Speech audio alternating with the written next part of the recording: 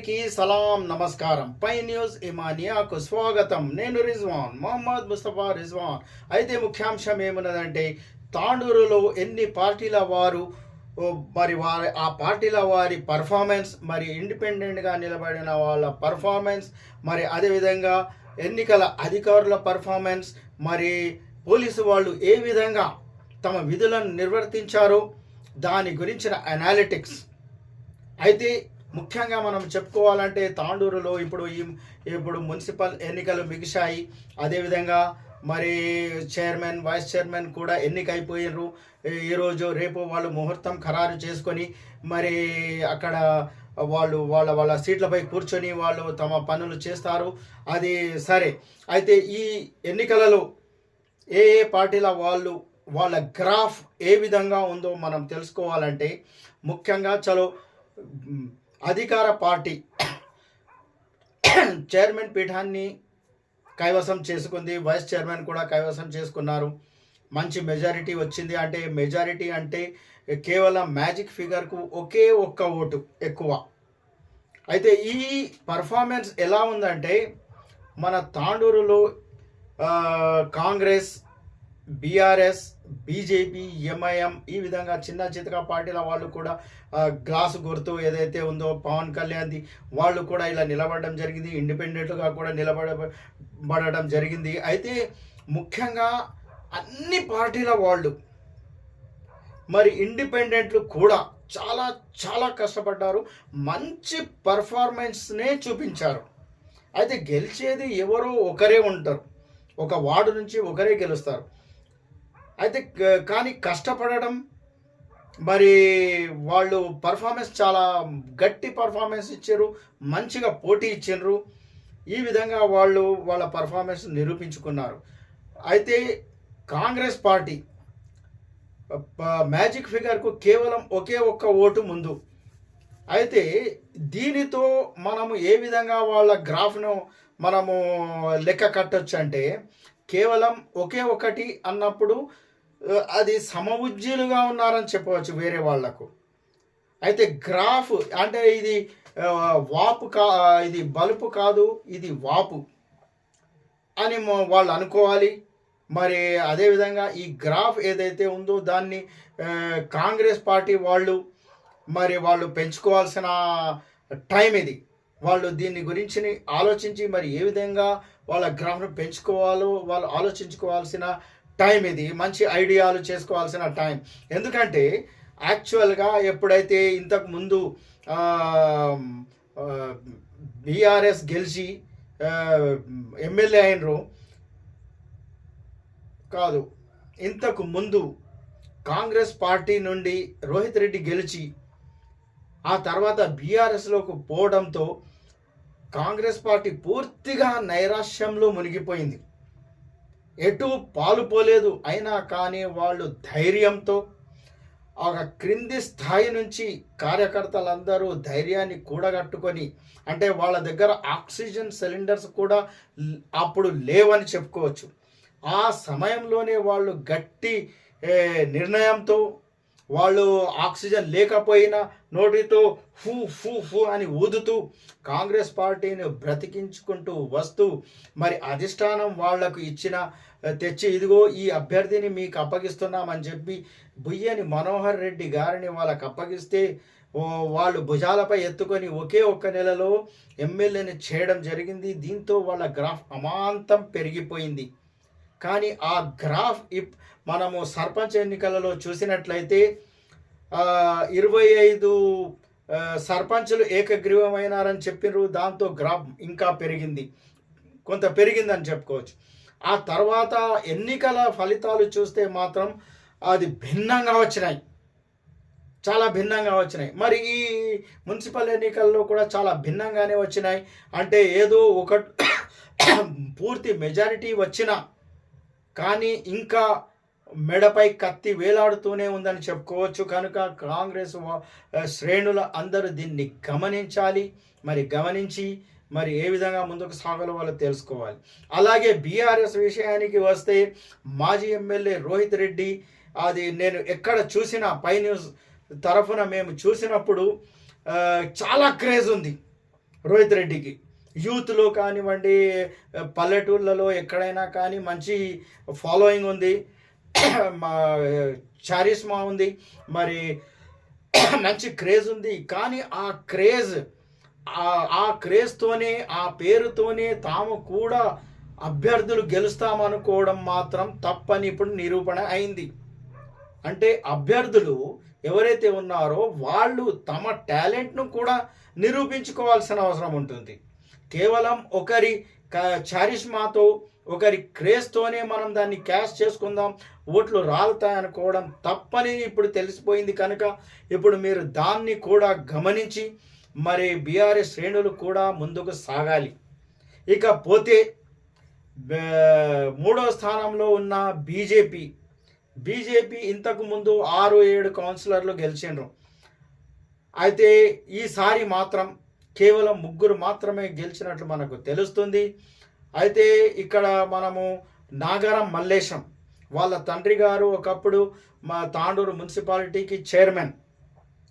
అంటే ఒక 10-15 సంవత్సరాలు 20 సంవత్సరాల క్రిందటి విషయం అది. అయితే ఆ సమయంలో బీజేపీకి ఇక్కడ అంతగా పట్టు లేని సమయం, అటువంటి పట్టు లేని సమయంలోనే ఇక్కడ తాండూరులో బీజేపీ చైర్మన్, అంటే వాళ్ళు తాండూరు జనం ఎవరైతే ఉన్నారో పార్టీలకు అతీతంగా మరి ఒక మనిషిని చూసి, ఆ గౌరవాన్ని చూసి ఓటేసినట్లు మనం అనుకోవచ్చు. అదేవిధంగా ఇప్పుడు నాగారం మల్లేశం కూడా గెలవడం జరిగింది, ఇంకా 2 కూడా గెలవడం జరిగింది బీజేపీతో. వాళ్ళు మరి 6-7 సీట్ల నుంచి మరి వెనక్కి వచ్చి 3కి వచ్చేసారు వాళ్ళు. అయితే వీళ్ళు కూడా వాళ్ళు చేస్తున్న ఏవైతే యాక్టివిటీస్ ఉన్నాయో మరి జనాల్లో ఏ విధంగా వెళ్ళాలో వాళ్ళు కూడా నిర్ణయించుకోవాల్సిన టైం ఇది. అదేవిధంగా ఇప్పుడు మనము ఎంఐఎం వరకు వస్తే కేవలం ఒకే ఒక్క అభ్యర్థి మాత్రం ఎంఐఎం నుంచి గెలవడం జరిగింది. ఇంకో ఏ వార్డులో 15 వార్డుల్లో నిలబడితే ఎక్కడ కూడా వాళ్ళ ఉనికిని చాటుకున్నట్లు మనకు కనిపించడం లేదు. ఏదో కొద్దిగా అక్కడక్కడ ఓట్లు పడ్డాయి, అంటే ఏదో కొంత ఉనికి వాళ్లకు ఉంది. కానీ కేవలం ఒకే ఒక్క వార్డు గెలిచి చతికిలబడ్డట్లు మనకు తెలుస్తుంది. దీంతో మరి ఎంఐఎం శ్రేణులు మరి ఏ విధంగా ముందుకు సాగాలి, మరి వాళ్ళు ఏ విధమైన వాళ్ళ నుంచి తప్పులు జరుగుతున్నాయో మరి దాన్ని విశ్లేషించుకోవాల్సిన టైం. మరి ఏ విధంగా అసదుద్దీన్ ఓవైసీ మరి ఈ విధంగా పెద్ద లీడర్లు కూడా వచ్చి, ఒక ఎమ్మెల్యే కూడా ఇక్కడే తిష్ట వేసి మరీ ప్రచారం చేయడం జరిగింది. మరి అసదుద్దీన్ ఓవైసీ ఎంతో క్రేజ్ ఉన్న ఒక ఎంపీ, ఒక వ్యక్తి. మరి అతను వచ్చినప్పుడు ఏ విధంగా జనాలు జమకూడతారు. అయితే ఆ ఒక్క మనిషి, ఆ వ్యక్తి యొక్క చారిస్మాతో, అతని క్రేజ్తో ఓట్లు పడతాయనుకోవడం కూడా తప్పని వీళ్ళు తెలుసుకోవాలి. తమ టాలెంట్ కూడా అందులో ఉండాలి, మరి ఇది గమనించాలి. అదేవిధంగా అసదుద్దీన్ ఓవైసీ వస్తున్నాడంటే దాదాపు 100కు ఒక 90-95% ముస్లిమ్స్ అందరూ అక్కడ గుమిగూడిపోతారు. వాళ్ళు బీర్లు, బిర్యానీ, క్వార్టర్లు, వాటర్లు, డబ్బుల కోసం, డబ్బులు పంచుతారనే దానికోసం మాత్రం అక్కడ రారు. కేవలం అసదుద్దీన్ ఓవైసీ అభిమానంతోనే వస్తారు. అక్కడ ఎవ్వరు కూడా డబ్బులు అడగరు. అక్కడ బీర్లు, బిర్యానీలు కానీ దొరకవు. ప్రచారంలో వాళ్ళు అన్నీ తినిపించిండొచ్చు, అది చేసి ఉండవచ్చు. కానీ అసదుద్దీన్ ఓవైసీ వచ్చినప్పుడు మాత్రం విధంగా ఉంటుంది. మరి ఆ అసదుద్దీన్ ఓవైసీ యొక్క చారిస్మాను క్యాష్ చేసుకోవడం అనేది కొంత అడ్వాంటేజ్ తీసుకోగలరు. కానీ వాళ్ళే మనకు ఓట్లు రాలుతాయనుకోవడం, వాళ్ళ వల్లే ఓట్లు రాలుతాయనుకోవడం మాత్రం తప్పని ఇప్పుడు మీరు తెలుసుకోవాలి. అదేవిధంగా వేరే పార్టీల వాళ్ళ నుంచి, అంటే మనము పవన్ కళ్యాణ్ ఏదైతే జనసేన పార్టీని గ్లాసు గుర్తుగా వాళ్ళు కూడా నిలబడిరు. అక్కడ ఒకరిద్దరేమో నిలబడినరు, వాళ్ళు కూడా మంచి పర్ఫార్మెన్స్ చూపించారు. అదేవిధంగా ఇండిపెండెంట్ల వరకు వస్తే 2 ఇండిపెండెంట్లు ఏ విధంగా వాళ్ళు పర్ఫామ్ చేశారంటే చాలా గొప్ప పర్ఫార్మెన్స్ వీళ్ళది. ఒకరు 15వ నంబర్ నుండి సయ్యద్ బషారత్ అలీ, మరి అతనికి బీఆర్ఎస్ టికెట్ దొరకకపోవడంతో తాను ఇండిపెండెంట్గా పోటీ చేశాడు. అదేవిధంగా ఇక్కడ 5వ నంబర్లో సాజిద్ అలీ, మాజీ వైస్ చైర్మన్. అయితే అక్కడ లేడీస్కి రావడంతో అతని భార్యను నిలబెట్టడం జరిగింది ఇండిపెండెంట్గా. అతనికి కూడా టికెట్ ఇవ్వకపోవడంతో ఇండిపెండెంట్గా పోటీ చేసిండు. మరి వీళ్ళిద్దరూ కూడా ఇక్కడ బ్యాట్ గుర్తుకు ఎవరైతే సాజిద్ అలీ పోటీ చేసిండో ఇండిపెండెంట్గా మంచి మెజారిటీతో గెలవడం జరిగింది. అదేవిధంగా సయ్యద్ బషారత్ అలీ 15వ నంబరులో చాలా మంచి పర్ఫార్మెన్స్ చూపిస్తూ మరి కేవలం 21 ఓట్లతో ఓడిపోవడం జరిగింది. వీళ్ళిద్దరూ కూడా ఎటువంటి చారిస్మా ఉన్న నాయకులను కానీ, సినీ ఫీల్డ్ నుంచి కానీ, ఇంకెవరినైనా కానీ తెచ్చి అక్కడ ప్రచారం చేసిన దాఖలాలు లేవు. వాళ్ళు ఇద్దరు కూడా తమ సొంత టాలెంట్తో వాళ్ళక్కడ పోటీ చేసి తమ టాలెంట్ను నిరూపించుకున్నారు. అది చాలా చాలా గ్రేట్. అయితే వీళ్లను పై న్యూస్ తరఫున ప్రశ్నించినప్పుడు వాళ్ళిద్దరి సమాధానం ఒకటే: ఎవ్వరు కూడా నిరాశ చెందకూడదు. ఎవరైనా ఏ పార్టీలోనైనా తమ టాలెంట్ను గుర్తించకపోతే ఇండిపెండెంట్గా కూడా పోటీ చేయండి, కష్టపడండి. మాలాగా గెలుపోటములు సహజము. అటువంటప్పుడు సొంతంగా తమ టాలెంట్ను నిరూపించుకోవాలి, గెలవడానికి ప్రయత్నించాలి. అందుకు సాజిద్ అలీ నిదర్శనం అని చెప్తున్నారు. మరి ముందు ఇక ఎంపీటీసీ, జెడ్పీటీసీ ఎన్నికలు రాబోతున్నాయి. మరి ఆ ఎన్నికలలో మరి పార్టీల ద్వారా టికెట్లు దొరకకపోతే ఇండిపెండెంట్గా కూడా పోటీ చేయండి అని వీళ్ళు సలహా ఇస్తున్నారు. తమ టాలెంట్ను నిరూపించుకోవాలి. ఎందుకంటే ఒక్కొక్కసారి తమ టాలెంట్ను ఎదుటి వాళ్ళు గుర్తించకపోవచ్చు. చాలా టాలెంట్ ఉండవచ్చు, కానీ ఒక్కొక్కసారి వాళ్ళు చూడకో వాళ్ళు మీ టాలెంట్ను గుర్తించకపోవచ్చు. అటువంటప్పుడు మీరు మీ టాలెంట్ నిరూపించుకొని మరి అటువంటి నాయకుల ముందు మీరు ప్రదర్శన చేసినట్లయితే వాళ్ళు మళ్ళీ మిమ్మల్ని తమ హక్కున చేర్చుకొని, ఏ పార్టీ వాళ్ళైనా సరే చేర్చుకొని మరి మీకు మంచి అవకాశాలను కల్పిస్తారు. లేకపోతే ఈ అవకాశాలు మీరే కల్పించుకోండి. మీరే అవకాశాలను వెతుక్కుంటూ వెళ్ళిపోండి. మీ కష్టం మీ ఫలితం. మీరు ఎంత కష్టపడితే అంత ఫలితం. కానీ ఆఖరుగా డబ్బు మాత్రం తప్పకుండా ఉండాలి. డబ్బే ప్రభావం చూపబోతోంది ఎన్నికలలో. ఇది ఎప్పుడైతే అందరికీ తెలిసిపోయింది, పైసా మే హై పరమాత్మ. అప్పుడు ఎవరికైనా కానీ ఇప్పుడు వాళ్ళందరూ పంచినోళ్ళే ఉన్నారు. మేము ఇంత పంచినాం, మేము 3,000 పంచినాం, మేము 4,000 పంచినాం అనే చెప్పిన వాళ్ళే ఉన్నారు. కానీ మేము తీసుకోలేదు అన్న వాళ్ళే, మేము తీసుకున్నాం అనే వాళ్ళే ఉన్నారు. చాలామంది బహాటంగానే ఒప్పుకున్నారు, మేము తీసుకున్నాం, వాళ్ళు ఇచ్చారు, మేము తీసుకున్నామని. సరే, డబ్బే ప్రభావం చూపబోతోంది కనుక డబ్బులున్న వాళ్ళు, మరి చారిస్మా, మరి తమ సొంత టాలెంట్ ఉన్న వాళ్ళు అయితే వాళ్ళ నాయకుల చారిస్మాను అదనంగా అవకాశంగా వినియోగించుకోండి. కానీ మీ టాలెంట్ మిమ్మల్ని గెలిపించగలదు. మీరు ఎంత కష్టపడితే మీకు అంత ఫలితం దక్కుతుందని గుర్తుంచుకోండి.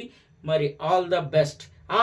అదేవిధంగా ఇకపోతే మన ఈ ఆఫీసర్లు, ఎలక్షన్ ఆఫీసర్లు చాలా మంచిగా చాలా వాళ్ళ విధులను నిర్వర్తించారు. ఎక్కడ కూడా ఎటువంటి తప్పులు జరగకుండా వాళ్ళు చూసుకున్నారు. అయితే వాళ్ళు చేసిన పనులకు, వాళ్ళు చేసిన విధులకు జనం కూడా సంతోషించారు. మరి పై న్యూస్ తరఫున కూడా వాళ్లకు ఆల్ ద బెస్ట్ చెప్తున్నాం. వాళ్ళకు కూడా ధన్యవాదాలు తెలుపుతున్నారు జనం. అదేవిధంగా ఇక పోలీస్ డిపార్ట్మెంట్ వాళ్ళకు వరకు వస్తే, పోలీసు వాళ్ళు నిజంగా ఎక్కడైనా కానీ తాండూరులో మాత్రం ఎక్కడ కూడా ఎటువంటి అవాంఛనీయ సంఘటనలు జరగకుండా వాళ్ళు ఎంతో చాకచక్యంగా వ్యవహరించి ఎంతో మంచిగా విధులను నిర్వర్తించారు అని జనం చాలా మెచ్చుకుంటున్నారు. ఎందుకంటే ఎక్కడ కూడా మనము ఫలానా చోట పోలీసులు లాఠీచార్జ్ చేశారనో లేక ఆ ఎవరినైనా దుర్భాషలాడినారు అని మాత్రం మనం ఇంతవరకు వినలేదు.